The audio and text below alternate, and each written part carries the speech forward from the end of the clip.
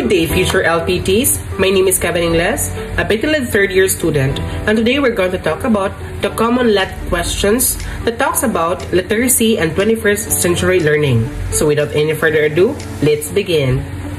So question number 1. A student can read and write but struggles to interpret graphs and videos. The limitation demonstrates A. Traditional literacy, B. Media literacy, C. Functional literacy, or letter D, 21st century literacy. We have to pick the keyword here. So the keyword for question number 1 is interpret graphs and videos. So the answer would be functional literacy, since functional literacy needs the ability to apply basic literacy to a real-world scenario. So for example, yang interpret ang videos, yang interpret ang graphs. So, muna siya. That's the answer, the functional literacy. So, sa PTLED po students, we have to relate to reading recipe. So, magkatang po reading recipe through the functional literacy. No? Atong tanang traditional graphs. Yes, that's it. Pero nga, hindi man pwede ang answer sa A, B, and D. Because traditional literacy, it talks only the basic, no? The reading and writing and recognition. So, dili siyang answer. How about letter B, the media? Media literacy focuses on evaluating media messages. So, dili gyapon siyang answer. Ang 21st century, the letter D, broader category that includes many literacies. So, dili siyang answer. So, the answer for letter D, for number 1 is functional literacy. Letter C. Alright. So, moving on to question number 2. So, question number 2. A teacher uses interactive simulations, online forums, and digital portfolios. What feature is illustrated? Is it letter A, a passive instruction? B, text-only assignments? C, lecture-only delivery? Or letter D, technology-enhanced learning? So, interactive simulations.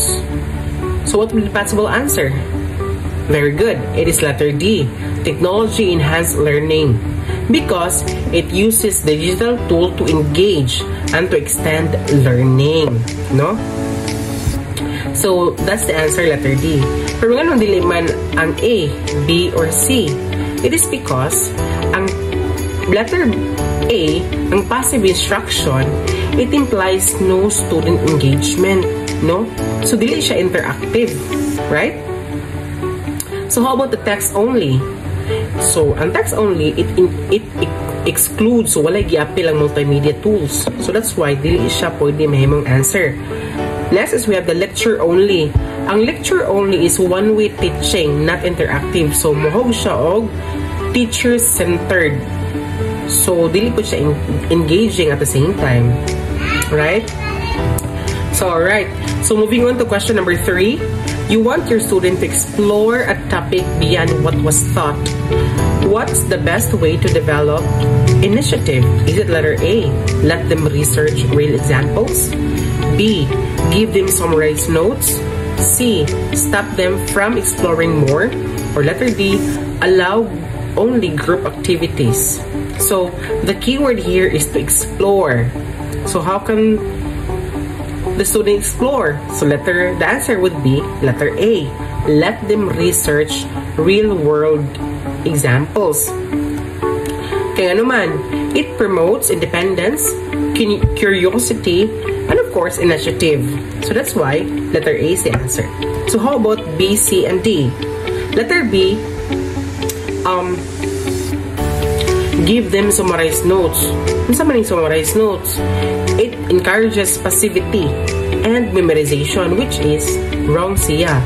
Then, letter C, stop exploring. So, makasurpress siya sa initiative sa bata. So, that's why wrong ang siya. And lastly, group only. So, ang kaning letter D, group only, may limit individual initiative. Since, nabay uban ng mga groupmates pa ya nga, muli, nabay mga leaders. So, ang man kayo, ma-dependent na sila sa ilang leaders. So, that's why wrong sila nga answer. So, the answer for number 3 is letter A. Let them research real examples. So, that's it. So, moving on to question number 4. A course encourages learners to global awareness, digital skills, and self-directed learning. Which attribute is most evident? Is it letter A, focus on memorization and repetition? B, focus on critical thinking and digital skills? Letter C, teacher-led instructions with little input? Or letter D, content delivered without application? So, the keyword here is to develop global awareness, digital skills.